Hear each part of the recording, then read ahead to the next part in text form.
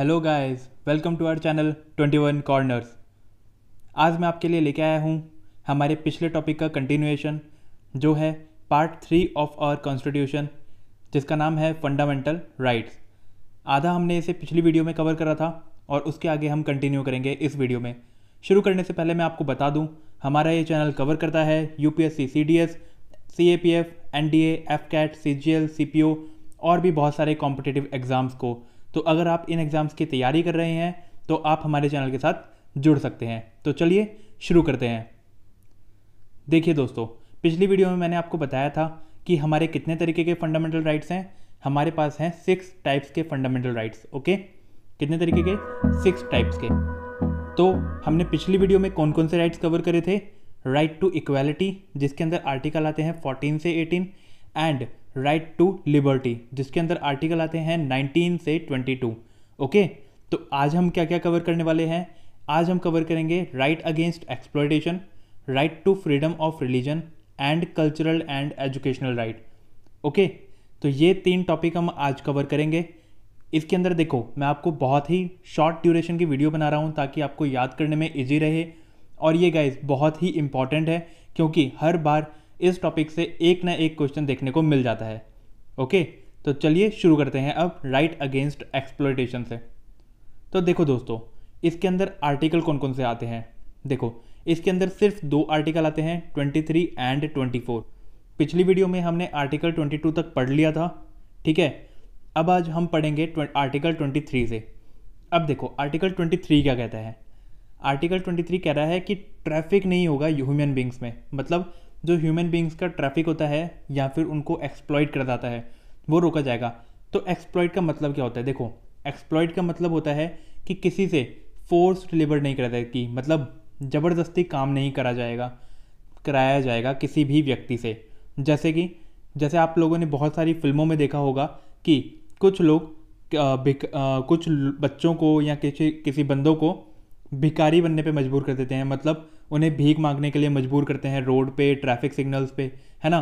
तो ये सब नहीं कराया जाएगा। और दूसरी चीज़ कि जैसे आपने देखा होगा, बहुत सारी लड़कियों को सेक्स स्कैंडल में भेज दिया जाता है, ठीक है, उनसे वैसे काम कराए जाते हैं, तो वो चीज़ें नहीं कराई जा सकती। तो ये फोर्स्ड लेबर होती है, ठीक है। तो ये एक्सप्लॉयटेशन रोका जाएगा ह्यूमन बीइंग्स के अंदर। तो ये कौन सा आर्टिकल डिफाइन कर रहा है? आर्टिकल 23। और आर्टिकल 24 किसके उसके राइट्स की बात कर रहा है? ये बात कर रहा है चिल्ड्रन की। तो चिल्ड्रन के एक्सप्लॉयटेशन को रोका जाएगा आर्टिकल 24 के तहत, ठीक है। ये है फंडामेंटल राइट। तो आर्टिकल 24 में चिल्ड्रन को अगर कोई भी एक्सप्लॉइट कर रहा है, ठीक है, तो उसके खिलाफ कानूनी कार्रवाई हो सकती है। और देखो, चिल्ड्रन को कैसे एक्सप्लॉइट किया जा सकता है? अगर 14 ईयर्स से कम किसी भी बंदे से फोर्स्ड लेबर कराया जा रहा है, या फिर किसी माइन में काम कराया जा रहा है, या फिर खतरनाक माइंस जैसे कोयले की खदान और कोई भी खतरनाक काम कराया जा रहा है, तो उस बंदे पे कानूनी कार्रवाई हो सकती है। ओके, तो ये है 14 ईयर्स से कम बंदों पे, ठीक है। 14 ईयर्स से कम बंदों को कोई भी ऐसे फोर्स्ड लेबर नहीं करा सकता, ठीक है ना। तो ये आप याद कर लेना, आर्टिकल 24 में कहता है। और ये एज जरूर याद कर लेना गाइस, 14 ईयर्स एज है ये, ठीक है। 14 ईयर्स से कम एज के बंदों को ऐसे काम नहीं कराए जा सकते। ओके, तो ये है राइट अगेंस्ट एक्सप्लॉयटेशन, इसके अंदर आर्टिकल 23 एंड 24। अब चलते हैं आगे। तो अगला कौन सा है? अगला है right to freedom of religion. अब देखो, हमारे रिलीजन की बात आती है इसके अंदर, ठीक है। तो रिलीजन में हम क्या क्या चीज़ें कर सकते हैं अपने रिलीजन के लिए, जो कि कानून के अंदर और हमारा फंडामेंटल राइट है जिसके लिए। तो ये मैं आपको बताता हूँ। अब देखो, इसके अंदर सबसे पहले आते हैं आर्टिकल 25 से लेकिन 28 तक। ओके, और आर्टिकल 25 क्या कहता है? अब देखो, आर्टिकल 25 कह रहा है कि हम प्रैक्टिस कर सकते हैं, प्रोपेगेशन कर सकते हैं अपने रिलीजन का। मतलब कि हम अपने रिलीजन को कहीं भी फॉलो कर सकते हैं। जैसे मंदिर में हम पूजा कर सकते हैं खुले आम, हम अपने रिलीजन के किसी भी व्यक्ति से बात कर सकते हैं, फैला सकते हैं अपने रिलीजन को। मतलब अगर किसी का बंदे का मन है तो वो अपने रिलीजन को फॉलो कर सकता है, ठीक है। रिलीजन चेंज कर सकता है, प्रैक्टिस कर सकता है अपने रिलीजन को। प्रैक्टिस मतलब वर्शिपिंग एंड ऑल, अपने तरीके से। तो ये सब आता है आर्टिकल 25 के अंदर। कोई भी कानून या कोई भी व्यक्ति इस चीज़ों को करने से किसी को मना नहीं कर सकता। ओके, और आर्टिकल 26 क्या कहता है? आर्टिकल 26 डिफाइन करता है कि कोई भी रिलीजन, जैसे कोई भी रिलीजन का एक ग्रुप है, ठीक है, यूनियन है, तो यूनियन क्या कर सकती है, वो अपना एक इंस्टीट्यूशन बना सकती है। किस चीज़ के लिए? रिलीजियस एंड चैरिटेबल पर्पज़ के लिए। जैसे कि आपने देखा होगा रिलीजन के नाम पे, जैसे टेम्पल्स में ऐसा होता है ना कि हम चंदा चढ़ाते हैं, फंड्स देते हैं, ठीक है, ऐसे ही अपनी खुशी से चैरिटी करते हैं, ठीक है। ये किसके लिए काम आता है? ये मंदिर के डेवलपमेंट के लिए काम आता है और बहुत सारे लोगों की हेल्प के लिए काम आता है, ठीक है। तो ऐसे ही मस्जिदों में भी होता है कि हम हेल्प करते हैं फंड देके। तो ऐसे ही होता है, ये है रिलीजियस एक्टिविटी के लिए हम क्या कर सकते हैं, इंस्टीट्यूट खोल सकते हैं और चैरिटेबल पर्पज़ भी कर सकते हैं उसमें हम, ठीक है। लेकिन किसी को फोर्स नहीं करा जाएगा इसके अंदर, ओके। अब देखो, जो भी हमारी टेम्पल, मस्जिद, गुरुद्वारे, इन सब चीज़ों की बात होगी, उनसे रिलेटेड जो भी अफेयर्स होंगे, मतलब फैसले होंगे, जैसे आपने देखा था केरला गवर्नमेंट, केरला स्टेट में जब सबरीमाला का इशू आया था, तो उस इशू में ये हुआ था कि मंदिर की जो कम्युनिटी थी वो डिसाइड कर रही थी कि लेडीज़ को अंदर नहीं जाने दिया जाएगा और ये सब, और सुप्रीम कोर्ट कुछ और डिसाइड कर रहा था। तो पहले क्या चल रहा था? पहले चल रहा था कि मंदिर की कम्युनिटी की जो गाइडलाइंस थी वो चल रही थी, मतलब अफेयर्स उन्हीं के चल रहे थे, वो ही मैनेज कर रहे थे। लेकिन बाद में सुप्रीम कोर्ट ने मैनेज करा।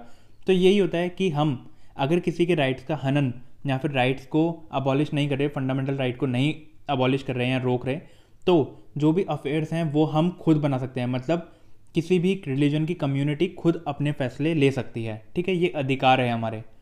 उसके बाद में कोई भी रिलीजन के लिए अपना एक मूवेबल या इमूवेबल प्रॉपर्टी अक्वायर कर सकता है, ओन कर सकता है, मतलब खरीद सकता है। जैसे कुछ भी हमें रिलीजियस इंस्टीट्यूशन का बनाना है, ठीक है, जैसे मंदिर, मस्जिद, कुछ भी बनाना है, तो उसमें क्या हो सकता है, हम अपनी लैंड ले सकते हैं, कोई भी हमें रोकेगा नहीं, ठीक है। कहीं भी रुपए देके लैंड ले सकते हैं हम अपनी, तो और उसके ऊपर उस चीज़ का निर्माण कर सकते हैं, ठीक है। तो यही होता है आर्टिकल 26 के अंदर। तो आर्टिकल 26 के अंदर 3 चीज़ें आती हैं, क्या क्या? हम इंस्टीट्यूशन बना सकते हैं जिसके अंदर हम रिलीजियस और चैरिटेबल पर्पज़ के लिए मतलब काम कर सकते हैं। उसके बाद हम अपने अफेयर्स को खुद डिसाइड कर सकते हैं और हम अक्वायर कर सकते हैं ये सब निर्माण करने के लिए movable and immovable property, okay. कोई भी हमें ये करने से नहीं रोक सकता, ठीक है दोस्तों। अब चलते हैं इसके आर्टिकल 27 पे। तो देखो 27 क्या कहता है?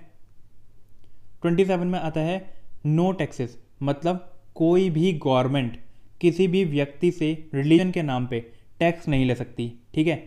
कोई भी गवर्नमेंट किसी भी व्यक्ति से रिलीजन के नाम पे टैक्स नहीं ले सकती, और अगर ऐसा होता है तो वो व्यक्ति सुप्रीम कोर्ट या फिर हाई कोर्ट में उस एक्ट के तहत क्लेम कर सकता है या फिर केस कर सकता है, ठीक है। ये अधिकार है हमें, तो ये क्या है? मौलिक अधिकार, फंडामेंटल राइट, ठीक है। आगे समझ। उसके बाद आर्टिकल 28 में देखो, अगर कोई भी एजुकेशनल इंस्टीट्यूशन गवर्नमेंट द्वारा चलाया जा रहा है, ठीक है, किसी भी स्टेट में कोई भी गवर्नमेंट कोई एजुकेशनल इंस्टीट्यूशन चला रही है, स्कूल चला रही है या फिर कुछ भी चला रही है, उसमें रिलीजियस इंस्ट्रक्शन वो लोग नहीं दे सकते, ओके। रिलीजियस इंस्ट्रक्शन नहीं दे सकते उसके अंदर। गवर्नमेंट काम करेगी सेक्युलर तरीके से, मतलब किसी भी रिलीजन को प्रमोट नहीं करेगी, कुछ भी नहीं करेगी। तो अगर गवर्नमेंट फंड कर रही है एजुकेशनल इंस्टीट्यूशन को, तो उसमें रिलीजन बेस्ड की एक्टिविटी नहीं हो सकती, राइट। उसके बाद अब हम देखते हैं अगला। अब आते हैं कल्चरल एंड एजुकेशनल राइट्स पे, ठीक है गाइस। इसके अंदर आते हैं आर्टिकल 29 एंड 30, ओके। 29 एंड 30 इसमें क्या होता है? देखो, ये राइट्स जो हैं, ये राइट्स माइनॉरिटी के राइट्स के बारे में बात करी गई है। तो आप सबसे पहले मैं आपको बता दूं माइनॉरिटी होती क्या है, ठीक है। माइनॉरिटी होती है, मान लो एक रिलीजन के लोग हैं, अगर वो संख्या में, क्वांटिटी में कम है किसी भी स्टेट में या फिर किसी भी कंट्री में, तो उन्हें बोला जाता है माइनॉरिटी, ठीक है। और ये कौन डिसाइड करेगा हमारी इंडिया में कि ये कोई भी रिलीजन माइनॉरिटी है या नहीं है? तो ये डिसाइड करती है, ये देखो, right to select minority is in parliament, ठीक है। तो पार्लियामेंट डिसाइड करेगी कि अब ये कम्युनिटी माइनॉरिटी है या फिर नहीं, ओके। तो पार्लियामेंट ने डिसाइड कर दिया। अब इनके राइट्स क्या क्या हैं? देखो, इनको राइट मिलता है कि ये अपने प्रोटेक्शन कर सकते हैं अपने राइट्स का। राइट कौन कौन से? लैंग्वेज का, जैसे देखो अगर किसी स्टेट में, जैसे असम में जो चीज़ें चल रही थी कि असम कम्युनिटी में लोग बोल रहे थे कि हमारे कल्चर चला जाएगा, एक्सटिंक्ट हो जाएगा बहुत सारे लोग आने से, बांग्लादेशी आने से, तो इसी चीज़ का इन्हें प्रोटेक्शन मिलता है कि अपनी लैंग्वेज को बचा सकते हैं, ये अपनी स्क्रिप्ट को बचा सकते हैं और अपना कल्चर को बचा सकते हैं, जो भी कल्चर ये लोग फॉलो करते हैं, ठीक है। तो इनको कोई भी ये करने से मना नहीं कर सकता, कोई भी एक्ट, ना गवर्नमेंट ना ही कोई व्यक्ति। ओके, तो ये है फंडामेंटल राइट इनका। और आर्टिकल 30 में फंडामेंटल राइट कौन सा है? ये है कि हम ये माइनॉरिटी अपना कोई भी एजुकेशनल इंस्टीट्यूशन खोल सकती हैं। ठीक है, कोई भी पढ़ने से रिलेटेड इंस्टीट्यूशन ये खोल सकती हैं। ओके, लेकिन इसके अंदर एक एक्ट आता है। ये एक्ट कौन सा है? देखो, कि खोलने का अधिकार तो दे दिया कि एजुकेशनल इंस्टीट्यूशन खोल लो, लेकिन अब अगर इन्हें चलाने के लिए गवर्नमेंट की ज़रूरत पड़ रही है, मतलब अगर इसे गवर्नमेंट फंड कर रही है, ठीक है, तो इसके अंदर इन्हें 10% सीटें, 10% सीट्स मेजॉरिटी को भी देनी होंगी। मतलब माइनॉरिटी से अलग मेजॉरिटी को भी इन्हें 10% सीट्स रिजर्व करनी होंगी। ठीक है, जैसे मैं एग्जांपल बता देता हूँ इसका आपको। जैसे जामिया यूनिवर्सिटी में और अलीगढ़ मुस्लिम यूनिवर्सिटी में इनको 10% सीटें मेजॉरिटी के लिए रिजर्व करनी पड़ती हैं, क्योंकि हमारी गवर्नमेंट इन्हें इन इंस्टीट्यूशंस को फंड करती है। ओके, आई होप ये समझ आया होगा आपको। अब देखो गाइस, एक आर्टिकल था, ये आर्टिकल 31, अब ये फंडामेंटल राइट नहीं रहा। ठीक है, अब मैं आपको बताता हूँ ऐसा क्या हुआ। ठीक है, और कब से ये फंडामेंटल राइट में नहीं आता। तो देखो, ऐसा हुआ कि इससे पहले बात तो ये फंडामेंटल राइट नहीं है, ये याद कर लो। आर्टिकल 31 फंडामेंटल राइट से हट चुका है। ओके, तो अब इसके साथ हुआ क्या? देखो, इस राइट का नाम था राइट टू प्रॉपर्टी। तो देखो दोस्तों, ऐसा हो रहा था जब डेवलपमेंट हो रही है अपनी कंट्री की, तो हमें बहुत सारी रोड्स बनानी है, बहुत सारी लैंड एक्वायर करनी पड़ेगी, मतलब डेवलपमेंट करने के लिए इंस्टीट्यूशंस को या किसी भी चीज़ को। तो क्या हो रहा था, जैसे मान लो ये लैंड है किसी की, और इस लैंड पे अगर कोई प्रोजेक्ट आना है रोड वोड का, तो हमें ये लैंड चाहिए होगी। ठीक है, तो ये लैंड अगर फंडामेंटल राइट में आ रही है तो हम नहीं ले सकते, या फिर हमें कुछ भी अगर डेवलपमेंट करना है तो ये हम नहीं ले सकते। तो क्या हुआ, बंदा आर्टिकल 32 के तहत सुप्रीम कोर्ट में चला जाएगा और क्लेम कर देगा। तो ये बहुत दिक्कत आ रही थी। तो क्या करा 1978 में, ठीक है, 1978 में 44th अमेंडमेंट एक्ट द्वारा इसे लीगल राइट बना दिया। मतलब मैंने आपको पिछली वीडियो में बताया था human right, legal right and fundamental right के बारे में।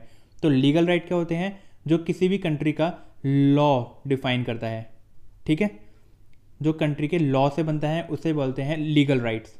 Okay, legal rights. तो अब ये आता है लीगल राइट्स के अंदर।